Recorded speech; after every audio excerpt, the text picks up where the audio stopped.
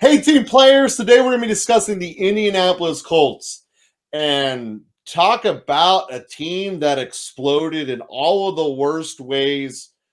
By far the second worst decision out of ownership to happen last football season. The only thing worse being the Miami Dolphins being corrupt and losing a first-round pick was the Indianapolis Colts firing a very good and competent head coach to bring in Saturday.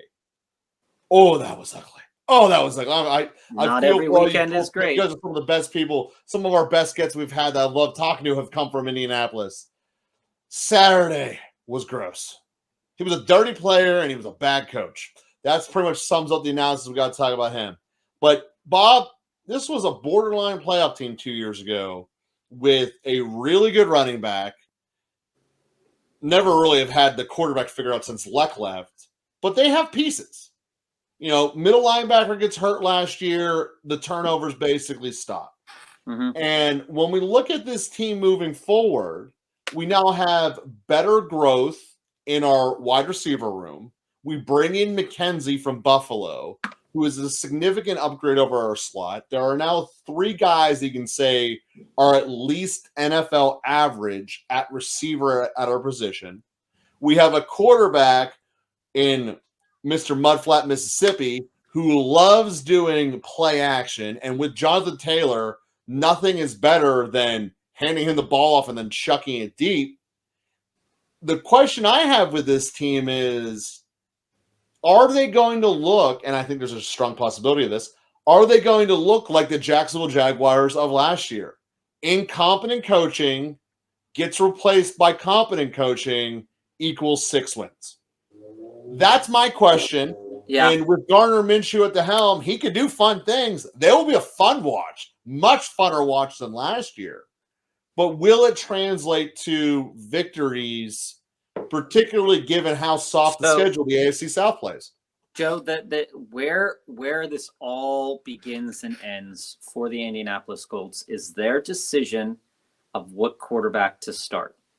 Now, news and media, that are bigger than us, they're saying that Anthony Richardson is going to be the starter at the beginning of this season. Now, their new head coach did wonders with Jalen Hurts. And I have no doubt in my mind that he can do very well with Anthony Richardson as well. But we don't want the Indianapolis Colts to get back into the stupid thing they were doing last year and saying, I'm going to bench Ryan, then I'm going to start this, and then I'm going to play Ryan again. But no, Ryan is benched again. We've talked about this a lot when it comes to offensive lines. And an offensive lineman doesn't want to put much thought into what they're doing. They want to do it. They want to do it quickly. They want to know what's behind them because they can't see what's behind them. They need to see what's in front of them. Mm-hmm. And your offensive lineman can be the most competent people in the world, but if the guy behind him is incompetent, it's not going to work. And we saw that last year with the constant switching between styles from quarterback to quarterback to quarterback. Decisions were being made, and it just wasn't working for the Indianapolis Colts. We saw a star in Jonathan Taylor just fall off the map. We saw Pittman try to do his best. The problem isn't with the outside skill position players or the running back. The problem last year was what was going on with the quarterbacks. And it was very, very clear that whatever was coming down from the top, whether that was Reich or whether that was Saturday, that whatever was happening, the decisions that were being made just weren't meshing with what the talent level was on the field. Pittman and Pierce are a great duo for the future. Taylor is a phenomenal running back. But if you screw him over again this year, he's walking next year. You're going to lose him. And so the going out there and getting the Anthony Richardson and then going out there and getting Gardner Minshew, like you said, this has been an incredible carousel of quarterbacks. It reminds me of the Cleveland Browns in a way where, they're just going once a quarterback it's figuring out when that harms your team a lot when you have to keep varying what you're doing for different play styles if a player doesn't fit into the exact system that you're running. But with the new head coach, I feel that if you're going to go from day one at Anthony Richardson, you are then saying to your fans and yourself, I'm putting my trust in this player. If you start out with Gardner Minshew, which I am all for, I think that's what they should do too. It is saying, okay, we're going to let Anthony Richardson learn the process in practice first, and then throw him out there in the game. And yeah, if he's not successful, we're going to keep him in. But Gardner Minshew knows what he's there for. He knows that he is a bridge quarterback. He knows that, and he's always kind of known that about himself. And he plays well. And so the Colts were a dumpster fire last year because of all of the variation in the quarterbacks, the variation in coaching. Their defense wasn't terrible.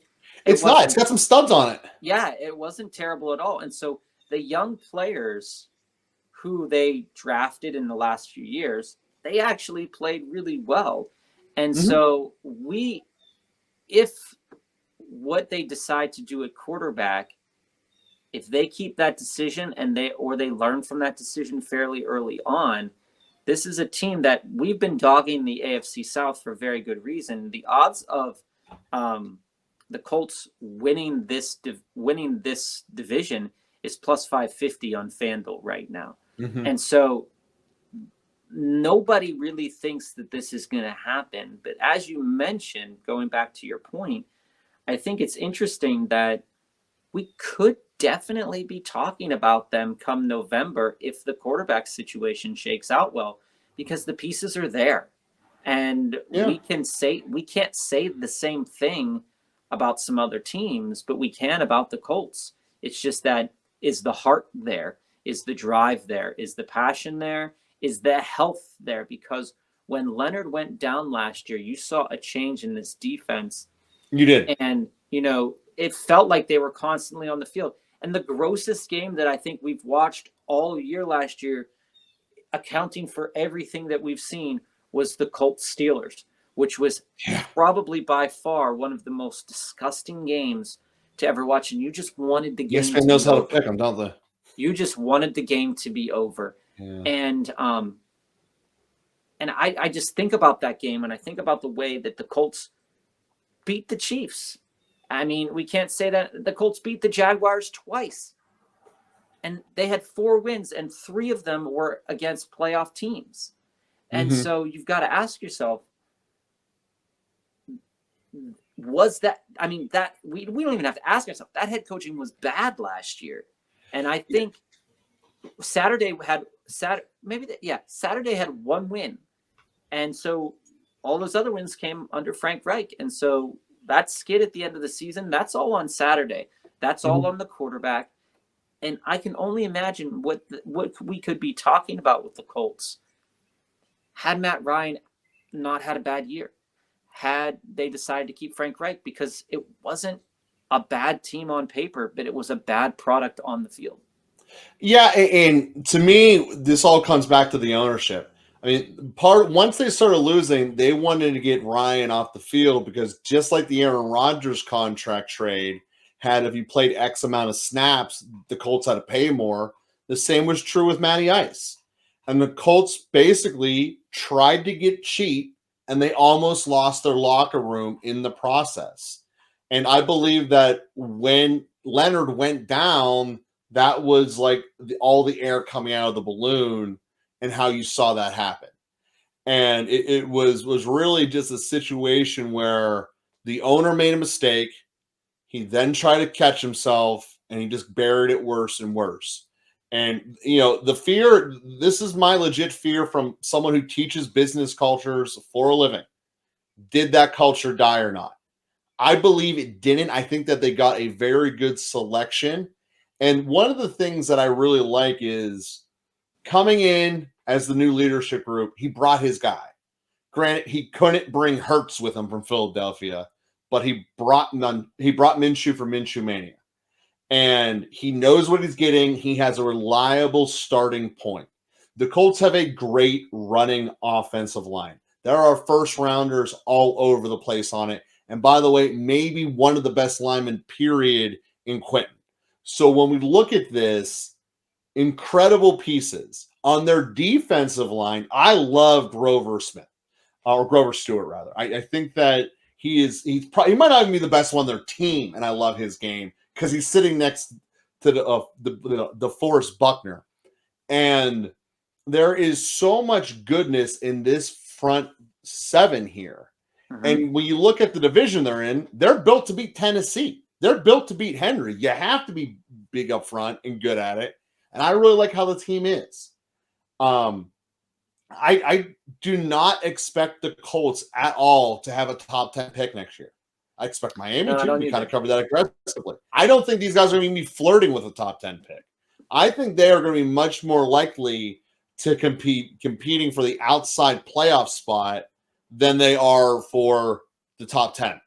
And I get that there's not a whole lot of optimism in Indianapolis right now, but there should be. What I really see is probably going to happen with this division if the hiring of the head coach and everything shakes out fine for the quarterback situation, is we could be seeing something as we saw a couple years ago, Cincinnati, Baltimore Steelers. Everybody starts banging each other on the head. Mm-hmm. Nobody ends up with a record above 10, but everybody's sitting there with like 9, 8 wins. And then you're going to go to, your strength of schedule and your head-to-head rankings to get into the playoffs. This is something that we've seen out of the NFC West before. It's something that we've seen out of the AFC West before. When we have decent, solid teams. And the thing I like about the Colts, despite their record last year, and I'm going to get hazed for this one, for sure, but it's not built like Baltimore. No. Is that, you're not like we've said before, Lamar Jackson is good for like 7 wins by himself. Also good for a couple of losses by himself. If the Colts get a quarterback, if Richardson ends up being the truth for them, and he's good for like 5 wins, well, now you're seeing a Colts team that has 9 wins. When we were talking to them at being atrocious last year, they had 4 wins. They beat some good teams along the way when that happened. But we could be looking at a 9-win team this year. No questions asked, depending on quarterback development.